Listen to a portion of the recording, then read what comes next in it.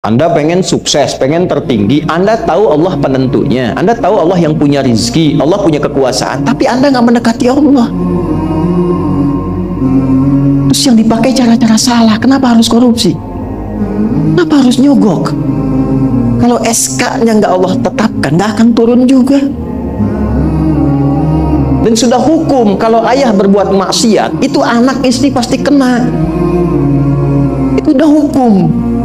Makanya saya mohon deh, ya para ayah itu kalau mencari nafkah, cari yang benar. Kasihan anak Anda yang di SD harus berhenti sekolah. Maaf, bukan anak Anda, maksudnya anak orang lah. Kenapa harus korupsi? Maka ketika ada tawaran sogokan yang nggak bagus, tuh yang dibayangkan tuh itu bukan cuma proyek jalan dapat uang banyak, tuh anak-anak tuh bahaya. Ke sekolah disebut anak koruptor, sedih. Istri nggak sanggup keluar belanja. Pikirkan, itu sudah hukum. Sudah hukum. Anak juga begitu. Kalau mau berperilaku, ingat orang tua. Sebab ketika tidak baik, orang tua pasti kena. Anak di sekolah berantem, yang dipanggil siapa? Tuanya. Itu selalu terikat. Di rumah tangga itu selalu begitu. Karena nafas itu terikat. Semua saling mengikat. Babnya itu jelas. Nah, balik ke sini, kalau ingin tingkat yang tertinggi, dekati pemiliknya Allah. Ini. Makanya tuh harus punya itu. Itu ringan kalau sudah punya itu tuh Allah. Saya punya Allah.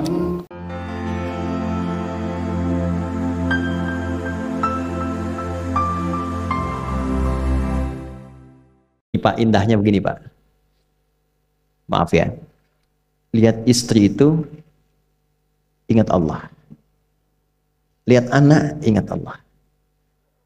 Ibu lihat suami ingat Allah. Kalau melihatnya begitu, maka substansi berumah tangga itu nikmat rasanya, dan tanggung jawab itu melekat pada diri kita untuk terjaga dalam kebaikan. Ya. Saya nitipkan handphone saya ke antum, dan antum tahu itu punya saya. Ya, dan Anda mencintai saya misalnya, ta'zim di situ. Mungkin nggak handphone itu ditempatkan di tempat yang tidak baik? Mungkin nggak Anda taruh di lantai begitu saja? Demi Allah saya katakan, mungkin Anda akan mencari tempat terbaik, disimpan di situ, dirapi-rapikan, dilap-lap, karena Anda merasa itu punya saya yang dititipkan pada Anda. Manusia saja bisa Anda perlakukan demikian. Bagaimana ketika Anda melihat anak itu amanah Allah, yang Anda sebagai orang tuanya akan ditanya di kemudian hari. Maka kalau mau bersikap yang nggak enak itu, nggak bisa Pak kita lakukan. Mau bentak tuh nggak bisa. Mau marah tuh ditahan-tahan. Ya. Dan itu dijaga. Lihat istri sebagai amanah Allah itu beda caranya dengan hanya melihat kemanusiaannya saja. Istri melihat suami sebagai amanah Allah akan lain. Ya. Makanya akan selalu sempat dan optimal merawat istri sendiri dibandingkan lihat-lihat istri orang. Begitu sebaliknya. Ibu pun tidak harus berharap, kenapa ya suami saya nggak seperti Ustadz? Harapan yang sia-sia. Sudah ada turunan hikmahnya. Nah, itu ada latihannya. Latihannya apa? Alladzina yadhkurunallah, zikir. Jadi kalau zikir itu sudah kuat dalam diri kita, ya sudah menghadirkan esensi zikir dalam diri kita, yang dilihat semuanya itu semua anugerah Allah Subhanahu wa taala. Jadi saat dia gembira itu dia bersyukur, dan saat dia sedang mengalami duka dia bersabar. Semua sama sebagai ibadah. Ajaban li amril mu'min. Kalau sudah seperti itu, kata Nabi, perkara hidupnya mengagumkan, gak ada keluhan. Itu latihannya zikir. Nah, zikir ini di Quran diturunkan dalam bentuk yang pokok berupa amalan ritual. Karena itulah semua bentuk amalan ritual disebut dengan zikir. Jadi kalau kita ingin hadirkan sifat tadi, maka cara pertama tingkatkan ibadah ritual. Salat. Apalagi? Al-Quran. Saya ambil dua dulu lah, supaya nggak banyak-banyak dulu. Yang pokok salat yang kita lakukan tiap hari. Tinggal kuantitas dan kualitas kita tingkatkan. Maaf, lihat sini baik-baik. Salat itu di Al-Quran disebut dengan zikir. Dalilnya Quran surah ke-20 ayat ke-14. Dan langsung disarikan dengan fungsi ibadah sebagai fungsi hidup kita. Sudah? Perhatikan baik-baik. Innani anallah la ilaha illa ana fa'budni wa aqimis salata li dzikri. Itu dalilnya. Sayalah Allah, kata Allah. La ilaha illa ana, tidak ada Tuhan yang layak dipertuhankan dan layak disembah kecuali saya, Allah. Allah. Bagaimana kenal Allah sebagai Tuhan? Ya, yang layak disembah, yang harus dipertuhankan, kenalnya bagaimana? Mendekatnya bagaimana? Fa'budni, sembah saya supaya kamu kenal saya, dekat dengan saya, tahu saya. Bagaimana caranya? Wa aqimis shalah, tunaikan salat. Jadi kalau pengen dekat dengan Allah, terkoneksi kepada Allah, tersambung, punya sifat tawakal yang kuat, nih tingkatkan salatnya, tambah. Makanya tiap hari kita sholat 5 waktu itu untuk membangun konektivitas dengan Allah. Sebab kalau sudah dekat, aksesnya pun terbuka semua. Itu maksudnya. Anda dekat dengan pimpinan, akses di perusahaannya kan mudah untuk diakses. Ya kan? Kita punya kenalan yang kuat, yang punya sesuatu, aksesnya mudah dibuka. Kita kenal Allah dan dekat dengan Allah, apa yang sulit bagi Allah. Dan ini kita yakin. Nah sekarang Allah kasih jalan. Coba lihat orang-orang dulu, ya. Mereka ketika akan melatih dirinya untuk tersambung kepada Allah, sholat semua, termasuk para nabi, rasul. Tapi dahsyatnya, ketika ada apapun dalam kehidupannya, yang sulit Allah mudahkan. Minta langsung dikabulkan. Dan sangat luar biasanya, seringkali terjadi mintanya lewat sholat. Nabi Zakaria itu kan dihukumi istrinya oleh medis itu menopause dan mandul. Maaf, nggak mungkin punya keturunan. Kapan mintanya? Dalam sholat. Mohon sama Allah. Dan itu dikabulkan. Dan diabadikan di Quran dengan surah yang sama, Ali Imran ayat 38 sampai 39. Hunalika da'a Zakaria rabbah qala rabbi habli min ladunka dzurriyyatan thayyibah innaka sami'ud du'a. Ya Allah, mereka mengatakan aku nggak mungkin punya keturunan. Mereka mengatakan istriku punya keterbatasan. Maka aku memohon kepadamu yang tidak punya batas dalam pemberian. Engkau yang maha mendengar. Kalau kepada yang maha mendengar doa saya tidak dikabulkan, mohon tunjukkan kepadaku lewat sholat ini ya Allah, dengan cara apa lagi dan kepada siapa aku mesti memohon. Itu nggak nunggu lama, permohonan selesai turun jawaban ayat 39-nya. Fanadatul malaikatu wa huwa qa'imun yusalli fil mihrab. Turun malaikat mengabarkan engkau dapat kabar gembira akan punya anak, langsung namanya dikasih Allah Yahya. Annallaha yubasyiruka bi Yahya. Artinya hidup yang mustahil menurut manusia, lahir dari rahim seorang perempuan, maaf, yang divonis monopause dan mandul bayi yang hidup, kata Allah nggak ada yang mustahil, lahir dan terjadi itu. Yahya, John, lahirlah. Kapan terjadinya? Saat sholat. Karena itu saat dipanggil sholat, itu isinya tuh kan doa semua. Silakan ngecek, isinya doa semua. Dari mulai takbir, sujud sampai salam, isinya doa semua. Dan itu konektivitas kita dengan Allah, minta. Kapan itu bisa terkabul dengan cepat doanya? Kapan selesai urusan kita? Kalau koneksinya bagus. Makanya disebutnya zikir, yang terhubung, yang nyambung. Semakin kenal, semakin dekat, semakin mudah. Kadang belum minta, sudah diberi. Ada yang orang belum berucap, Allah sudah berikan. Sehingga ketika menghadapi masalah yang sama, ringan. Bukan nggak punya masalah. Akan dihadapi, diringankan oleh Allah. Masalah yang sama, ini sampai ribut, adu argumentasi. Orang ini cuma senyum, selesai. Betapa banyak masalah kecil diargumentasikan jadi besar. Akhirnya problem. Tapi tidak sedikit masalah besar dihempaskan di atas sajadah. Ketika koneksinya dengan Allah itu kuat, tiba-tiba hilang seketika. Selesai. Makanya Nabi Yakub kalau punya masalah, yang beliau lakukan apa? Dia bentangkan sajadahnya, dia sholat, dia mohon kepada Allah. Itu dilestarikan di Quran surah ke-12 Yusuf ayat ke-86. Aku tuh kalau sedang punya masalah apapun, ya aku bangun konektivitas dengan Allah. Innama ashku bathi wa huzni ilallah. Saya curhatnya cuma sama Allah. Ini Pak, ini bagian pertama. Nah, jadi kalau ingin semakin kuat, sampai ada masalah diringankan, mau kerja dibukakan pintunya, itu ada jenisnya. Yang pokok ada 5 waktu, 17 rakaat. Yang detil itu ada pada sunnahnya. Dan itu hebatnya dalam Islam. Dijelaskan caranya, disebutkan tujuannya, dan diterangkan hikmahnya. Contoh. Kita sekarang jam berapa? Jam 9.20. Di waktu saat ini ada waktu sholat disebut dengan sholat duha. Duha itu dibagi 3. Ada awal duha, penguat zikir, pengganti seluruh bagian zikir di tubuh kita, yang disebut dengan syuruk. Itu kurang lebih jaraknya 1 jam setelah subuh. Jadi kalau tadi 4.45, ya 5.45 menjelang jam 6 itu masuk syuruk. Setelah itu masuk ke jam 8 sampai ke kurang jam 10 itu pertengahan duha. Pertengahan duha.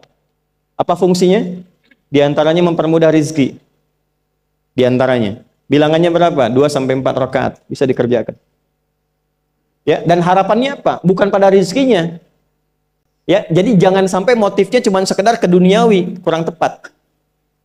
Kenalkan kepada Allah, nanti biarkan janji yang disampaikan oleh lisan Rasulullah itu terjadi. Ya, jangan pada rizkinya, ini terbatas, cuma sampai situ. Tapi kalau kita minta sama Allah, dikasih jalannya itu dari sisi yang tidak kita duga. Anda berhitung, Allah kasih hitungan. Anda tak berhitung, Allah kasih apa yang tidak pernah Anda hitung sebelumnya. Itu poinnya. Maka lakukan sholat dekati, itu yang disebut sholat duha. 2 rakaat, tambah lagi 2, untuk kenal Allah. Kalau sudah merasakan dekat, sudah nyaman, sudah enak, muncullah kemudian kesan dalam hati. Terserah Allah mau kasih berapa. Yang penting sudah enak, sudah damai. Di titik itulah kemudian Allah limpahkan dari apa yang nggak pernah kita duga sebelumnya. Tiba-tiba keluar, kok ada telepon, dapat proyek, dapat macam-macam. Tapi tujuan sholatnya bukan untuk proyeknya. Buat kenal Allah, ulul albab ini. Kalau cuma pengen lancar, baru serabutnya. Kalau cuma pengen lulus proyek, itu baru daging luarnya. Ulul albab itu kenal Allahnya, sehingga dia tahu akses intinya tuh itu. Itu poinnya. Dan gak mahal. Emang kalau sholat duha di Anur bayar, Pak? Pakai biaya. Baiknya luar biasa. Sudah? Itu satu. Kalau mau lagi misalnya, ini yang paling dahsyat nih. Dibimbing kita sampai ke posisi terbaik di apapun itu. Jadi ayah terbaik, ibu terbaik. Ya, jadi karyawan strategis, di militer terbaik. Terbaik tuh gini, di tempat terbaik yang memuliakan tuh makom namanya. Makanya kuburan sering disebut makam kan? Ya kan?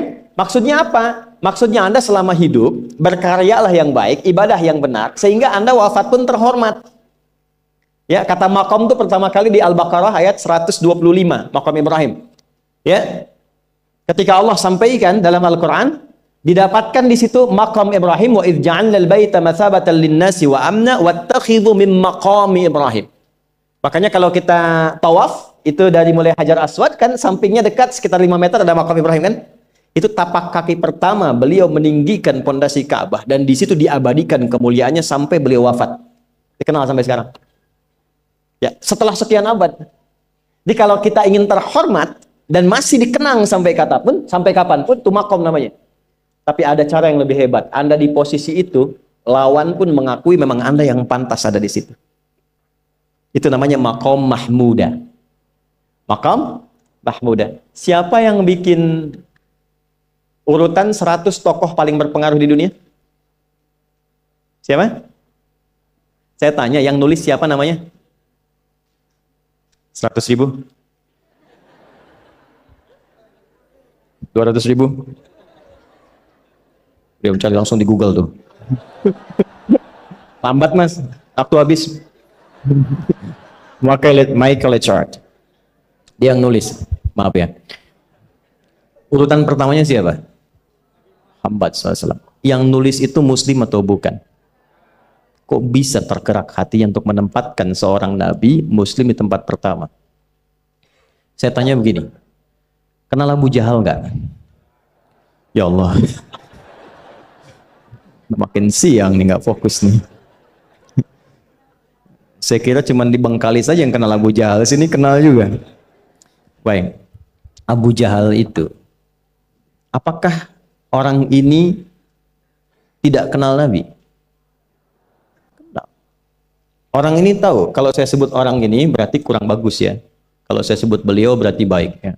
Abu Bakar saya sebut beliau, Abu Jahal orang ini.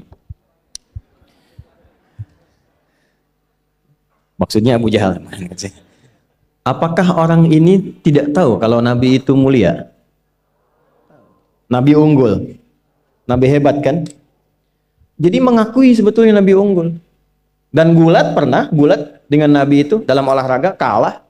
Dia tahu Nabi itu kuat. Ya. Di dalam cinta juga tahu Nabi paling unggul. Abu Jahal melamar Sayyidah Khadijah ditolak, Nabi nggak lamar, Sayyidah Khadijah minta dilamarin. Ya. Dari sejak itulah dia nggak mau tahu semua yang dari Nabi, pokoknya semua harus jelek. Walaupun dia tahu itu baik. nggak kenal, sampai nggak menanamkan pada dirinya nggak ingin kenal kebaikan Nabi, nggak ingin kenal pada sesuatu, itu jahlun namanya. Jadi kalau ada mbahnya yang paling bodoh yang nggak pengen tahu, itu Abu Jahal namanya. Maka sejak saat itu orang ini disebut dengan Abu Jahal. Tapi Abu Jahal pun itu meyakini kebenaran, kekuatan Nabi, cuman karena iri saja. Gitu. Tapi dia nggak bisa nolak. Menilai seseorang di tempat terbaik yang kita nggak bisa nolak dan mengakui memang dia orang yang terbaik, itu namanya maqam mahmudah. Tahukah Anda?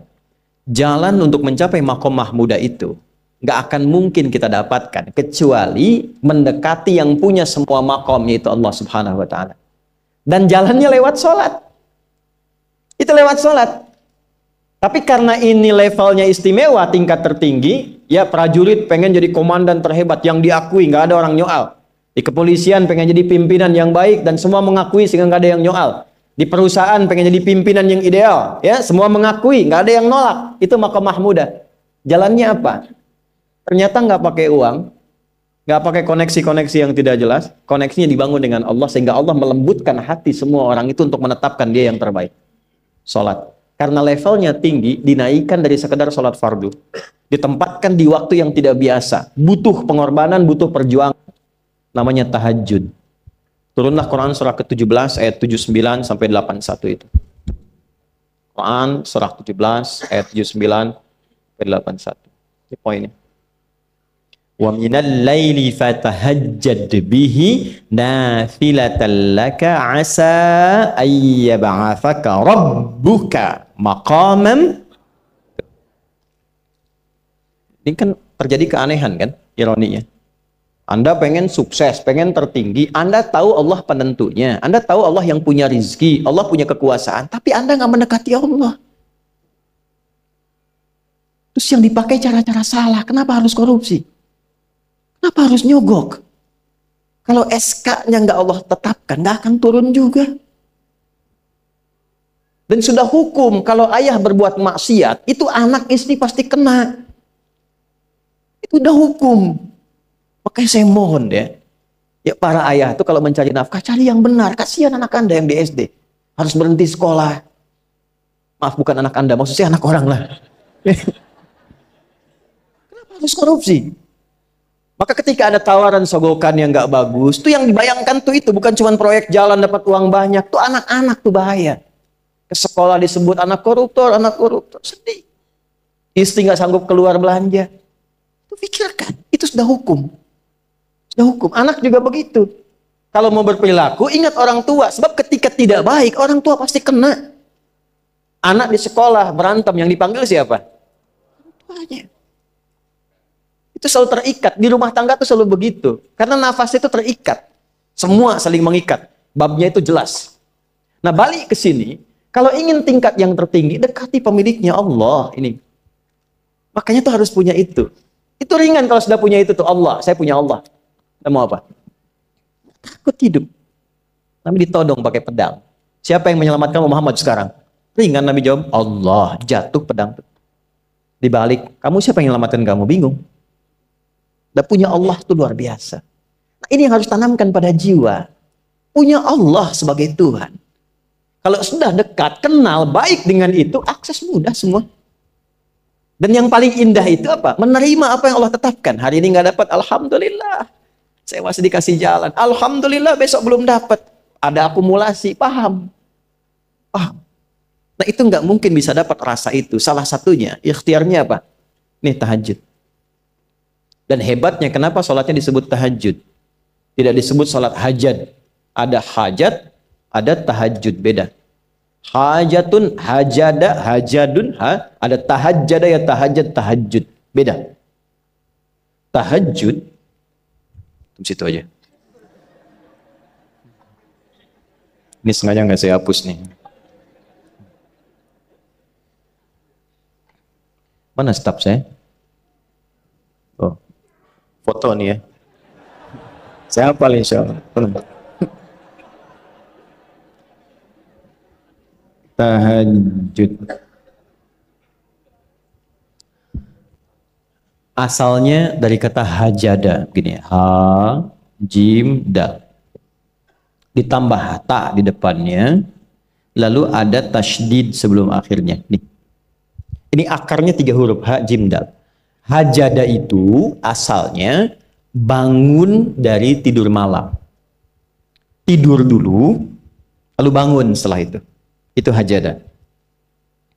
Pelan-pelan. Paham sampai sini? Kita teruskan. Kalau kita ingin berusaha untuk bangun, mengoptimalkan diri untuk bangun, maka tambahkan tak di depannya. Berusaha untuk mendapatkan atau mencapai sesuatu. Kalau yang kita akan lakukan itu tidak mudah, nggak gampang bangunnya, sehingga butuh rencana, butuh persiapan, ya kan? Maka tambahkan tasydid sebelum huruf akhirnya. Dari kata syiddah, apa yang mau dikerjakan ini nggak mudah. Memang pengen bangun itu jam 3. Tapi kan nggak tiba-tiba ujuk-ujuk bangun jam 3, belum tentu. Ya kan? Kita harus rencanakan dulu supaya bisa bangun. Saat bangun tuh siap, bukan cuma bangun. Bangun jam 3, salatnya 4:30, ya kan jauh. Maka untuk bangun jam 3 itu butuh persiapan, nih syiddah. Maka rencanakan, pasang alarm 3 kali. Misal yang ikhtiarnya jam 2, jam 2.15, jam 2.30. Alarm jam 2 untuk mematikan alarm yang kedua. Gitu kan? Yakin saya, Anda kalau pasang alarm malam tuh nggak 1, yakin? Bangun, ceklek, mati. Minimal ingat akan ada alarm berikutnya kan? Nah, itulah tak. Allah itu sudah tahu modus-modus kita itu. Karena alim maha mengetahui. Detailnya kan kita lakukan, kan Allah sudah tahu. Alarm yang kedua, membangun kesadaran paripurna. Peringatan kedua. Kalau pengen bangun, bangun. Enggak, tertidur. Maka ketika sampai pada alarm ketiga, sudah sadar kita. Oh. Papa, Bu, alhamdulillah. Lebih baik telat daripada enggak sama sekali. Bangun. Ini. Kalau kita tarik ke implementasi hidup, pengen level tertinggi itu butuh perjuangan. Latihan dulu, kan? Menguras fisik, energi, tenaga, biaya. Hasilnya indah. Tapi ada jalan cepat untuk mendapatkan itu. Nih, aksesnya bangun kepada Allah. Gitu. Kalau kita tingkatkan ini, itu luar biasa. Jadi itu. Jadi.